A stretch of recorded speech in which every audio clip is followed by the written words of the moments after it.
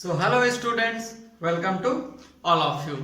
So as of many of you know my name, but rest लोगों के लिए मेरा नाम आदित्य सिंह है. I am currently pursuing PhD from IIT Kanpur and I have passed my BTech from MNNIT Allahabad. तो board में जो सबसे ऊपर लाइन देख रहे होंगे mathematical word. Okay, so this is very first lecture of your +2 level और JEE level mathematics. ओके, तो इसमें हम मैथमेटिक्स स्टार्ट करने से पहले हम थोड़ा सा इसके बेसिक्स की बात करेंगे कि फंडामेंटल क्या है, कहां से इसका ओरिजिनेट हुई. Okay, so maybe many of you are watching these letters. Okay, maybe physics का जिन लोगों ने भी लेक्चर देखा होगा उनको पता होगा कि ये लेटर क्या क्या है. ओके, तो ये बहुत ही एंशिएंट ग्रीक लेटर्स हैं. ओके, ये म्यू, ये alpha dash, this is theta, this is eta, mu and alpha. तो what does it mean? It mean mathema. Okay, mathema. तो आप कहोगे सर मैथमा से हमें क्या लेना देना? तो मैथमा से आपको ये लेना देना है कि मैथमा का मतलब होता है आपका नॉलेज, लर्निंग. ओके, तो इससे आपका मैथमा का ये मतलब है. इसी वर्ड मैथमा से आपकी जो ये ड्राइव हुआ है मैथमेटिक्स. ओके, सो टिपिकल डेफिनेशन मैथमेटिक्स की एज सच कुछ नहीं है. ओके, यानी कोई अगर पूछे कि बिल्कुल स्पेसिफिक डेफिनेशन क्या है, नहीं, कोई स्पेसिफिक डेफिनेशन नहीं है. तो मैथमेटिक्स की टिपिकल डेफिनेशन ये है कि mathematics includes the study of such topics. अब ऐसे कौन कौन से टॉपिक्स हैं? वो ऐसे टॉपिक्स हैं आपका क्वांटिटी. क्वांटिटी में किससे आप डील करते हो? क्वांटिटी में आप डील करते हो नंबर्स से. नंबर मतलब बेसिकली अर्थमेटिक. ओके, फिर इसके बाद स्ट्रक्चर. ओके, तो क्वांटिटी आपने डील कर लिया. फिर इसके बाद आप डील करते हो स्ट्रक्चर से. स्ट्रक्चर मतलब अलजेब्रा. ठीक है, trigonometry, algebra, this is your structure. Space मतलब जियोमेट्री. आप कहां रहते हो? आप एक 3 डायमेंशनल स्पेस में रहते हो, राइट. 4 डायमेंशनल भी स्पेस हो सकता है. अभी तक स्ट्रिंग थ्योरी ने 6 डायमेंशन तक आपको बताया है, राइट. तो फिर इसके बाद आता है most important thing, change. Change की स्टडी किससे करते हो आप? कैलकुलस से. Okay, so this is typical definition of mathematics. Okay, अब मैथमेटिक्स का आपका यूज इन फ्यूचर अगर आप फर्दर स्टडी करोगे बहुत ज्यादा है. फिर इसके बाद +2 लेवल में आपको तो जे निकालना है. तो जे के लिए भी बहुत इंपॉर्टेंट है मैथमेटिक्स. अगर मैथमेटिक्स नहीं आए तो आपकी फिजिक्स गई, आपकी केमिस्ट्री में फिजिकल केमिस्ट्री 0, राइट.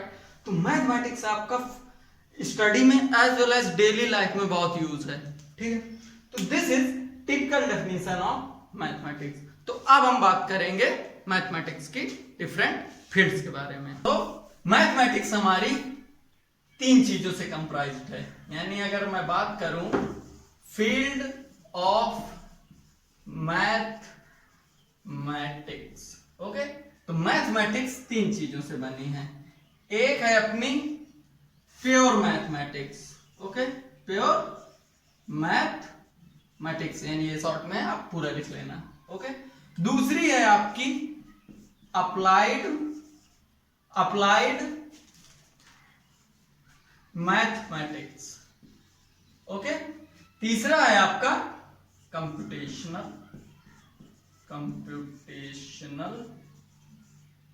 मैथमेटिक्स.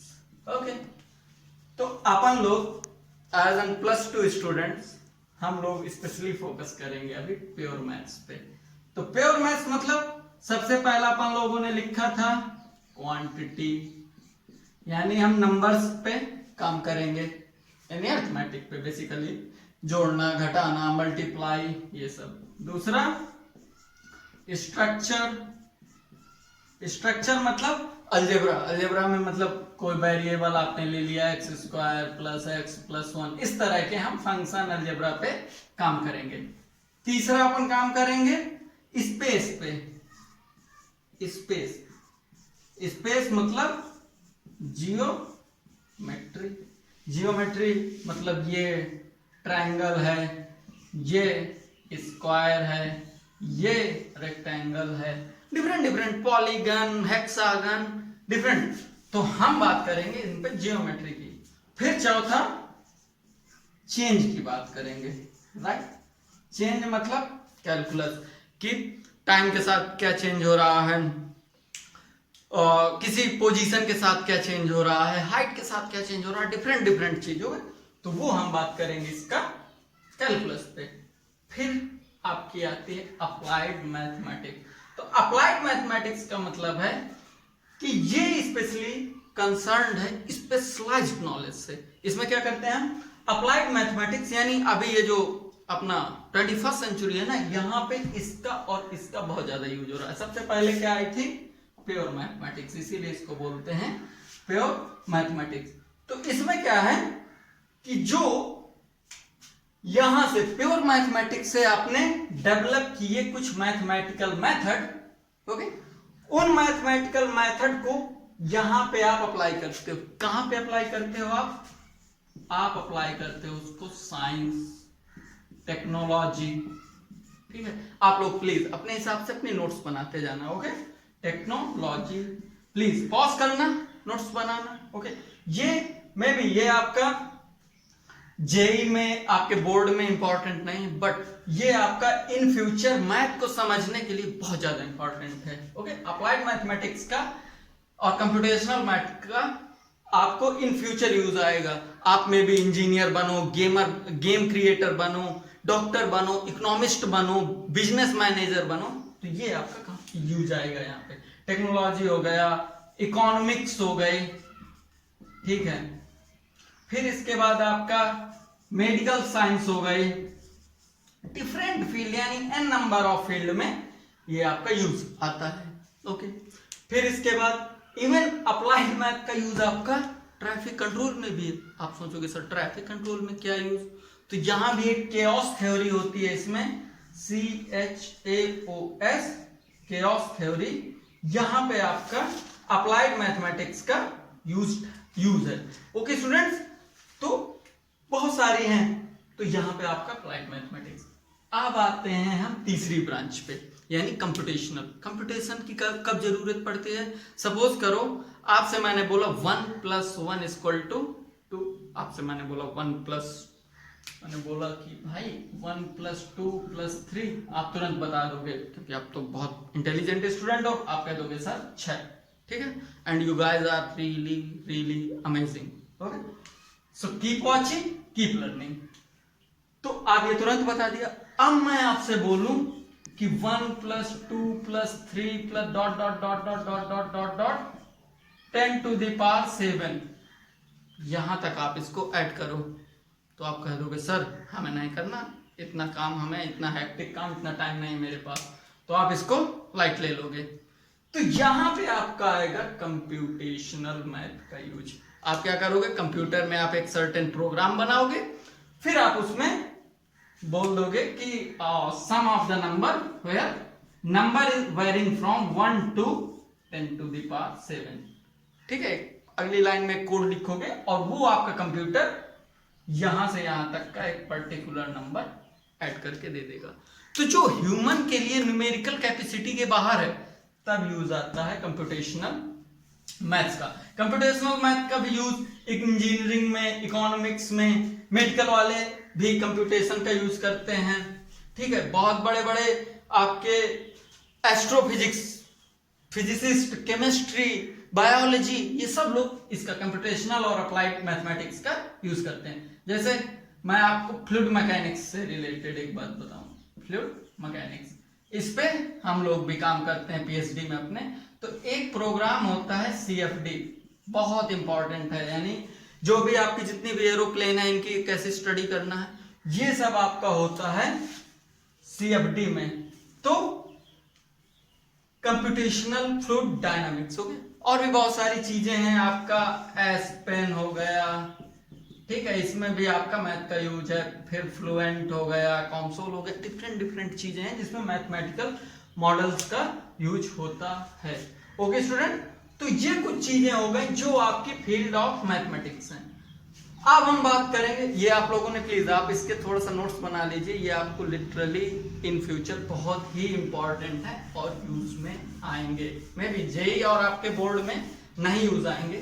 अब अपन बात करेंगे कि कुछ जो लोगों ने मैथ में अपना बहुत ही ज्यादा योगदान दिया, ठीक है, यानी उनका मैथ के क्षेत्र में, मैथ फील्ड में बहुत ज्यादा वर्क किया है।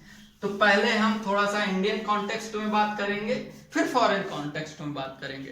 तो सबसे पहले हमारे आते हैं, सबसे पहले फेमस साइंटिस्ट, यानी famous mathematician. Okay, may be अगर इंग्लिश कहीं गलत हो जाए तो प्लीज पार्डन मी। ओके, सो सबसे पहले फेमस इंडियन मैथमेटिशियन रहे आर्यभट्ट। ओके, आर्यभट्ट। दूसरे ब्रह्मगुप्त, ठीक है। इनने मैथमेटिक्स और एस्ट्रोफिजिक्स में बहुत ज्यादा इनका योगदान है, यानी इनने कंबाइंडली जो डिस्कवरी ऑफ जीरो है ना, इसको इन लोगों ने डिस्कवर किया था। इसके अलावा शेप यानी जियोमेट्री में भी इनका बहुत बड़ा योगदान है, राइट। तीसरे फेमस इंडियन साइंटिस्ट, आप सब लोग जानते होंगे इनको, मे भी मैंने एस लिखा, आप लोग जान गए आप, गुड। तो एस रामानुजन, ठीक है। ये इनने नंबर थ्योरी पे काम किया था, नंबर थ्योरी पे।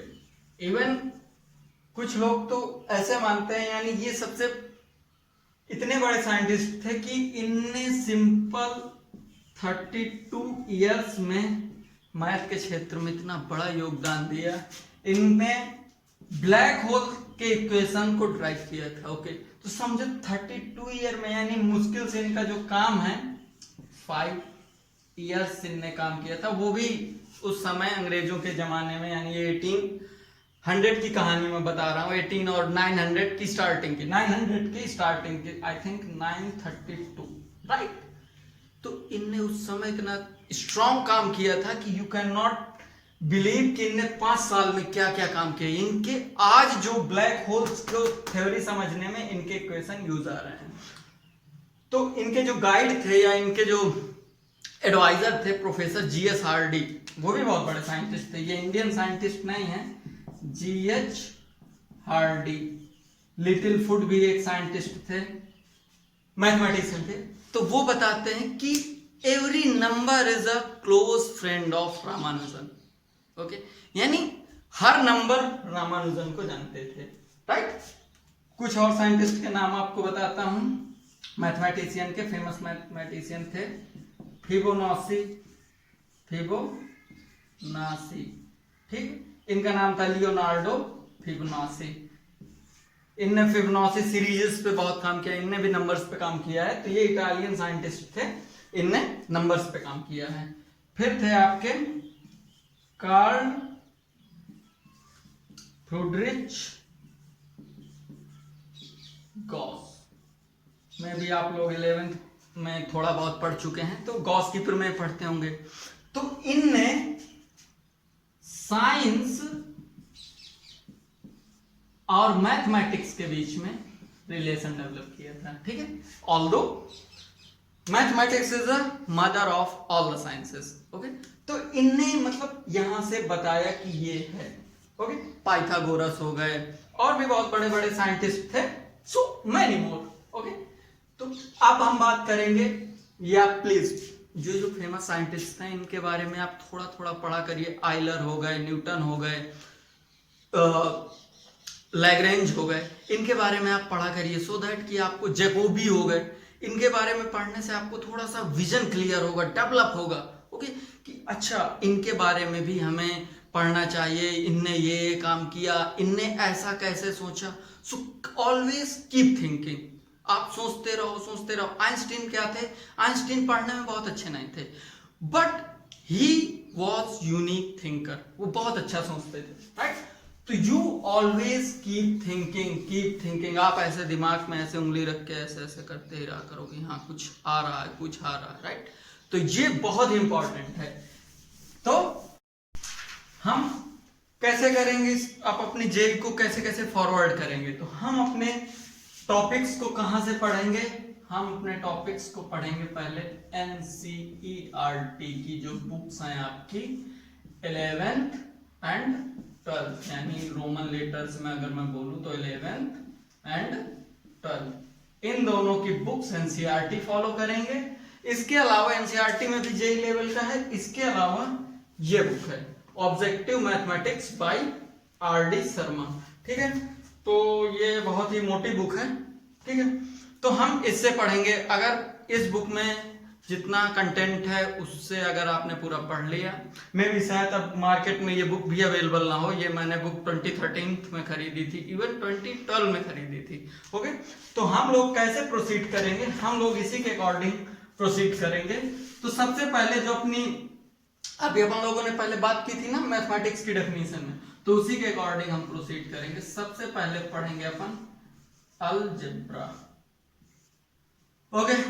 फिर हम इसके बाद पढ़ेंगे आपका differential calculus, okay, differential calculus यानी differential calculus. Then after third number पे पढ़ेंगे हम इंटीग्रल कैलकुलस, इंटीग्रल कैलकुलस यानी ये दोनों हमारे कैलकुलस पे हैं। फिर हम इसके बाद डिफरेंशियल इक्वेशन भी इसी में देखेंगे। चौथे नंबर पे अपन पढ़ेंगे क्या, वो पढ़ेंगे अपन ट्रिग्नोमेट्री, ओके, ट्रिग्नोमेट्री।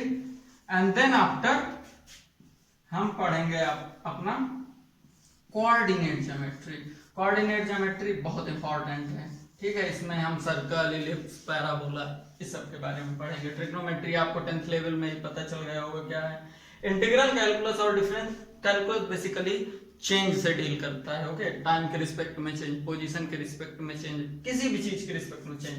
अलजेब्रा में अपन देखेंगे different type of series, different theorems, okay. फिर हम इंपॉर्टेंट चीज एक और पढ़ेंगे सबसे लास्ट में, उसको बोलते हैं प्रोबेबिलिटी, ओके। प्रोबेबिलिटी में अपन क्या पढ़ेंगे, ये इसका हिंदी में बोलते हैं प्रायिकता, ओके, यानी किसी भी चीज के अकर होने के क्या चांसेस हैं वो सब अपन देखेंगे, ओके। तो ये हो गया आपका कोर्स की आउटलाइन। आई होप आप लोगों ने इंटरेक्शन विद स्टूडेंट्स का जो अभी मैंने कल लेक्चर डाला है ये 1-2 दिन पहले, तो आई होप आप लोगों ने देखा होगा। तो उससे आपको पता चलेगा कि मेरी क्या मेथोडोलॉजी है, इंस्ट्रक्टिंग मेथोडोलॉजी। आपको पता चलेगी कि ये जो टॉपिक्स हैं इसके अंदर कई सारे चैप्टर्स हैं, n नंबर ऑफ चैप्टर्स हैं, कई सारे, ठीक है। तो उनको मैं हर एक चैप्टर्स को कैसे पढ़ाऊंगा, तो आई फोकस कि पहले मैं कुछ 11th का पढ़ाऊं और एट द सेम टाइम कुछ 12th की भी चीजें पढ़ाऊंगा, ओके। तो जेई में आपका जो जेई है, जेई में आपका बहुत ही वास्ट टॉपिक आता है, राइट, यानी सबको कंप्रोमाइज करके पूरे आपकी मैथ से क्वेश्चंस आते हैं, ओके। तो हम इन द नेक्स्ट, ये इंट्रोडक्टरी लेक्चर हो गया, आपको पता चल गया होगा कि मैथ की कितनी ब्रांचें होती हैं, मैथ की डेफिनेशन क्या है, मैथ का हम कहाँ कहाँ यूज करते हैं, हम अपनी जेई की मैथ में क्या क्या पढ़ेंगे। तो this is overall summary. And हम नेक्स्ट लेक्चर में 11th क्लास का फर्स्ट चैप्टर पढ़ेंगे, वो है आपका सेट्स एंड रिलेशन, ओके, यानी फंक्शन क्या होता है, फंक्शन में सेट, यूनियन, इंटरसेक्शन, ये सब चीजें एक बार देखेंगे। इससे आपको ग्राफ और बाकी चीजें समझने में आपको थोड़ा सा आसानी होगी। So thank you so much student.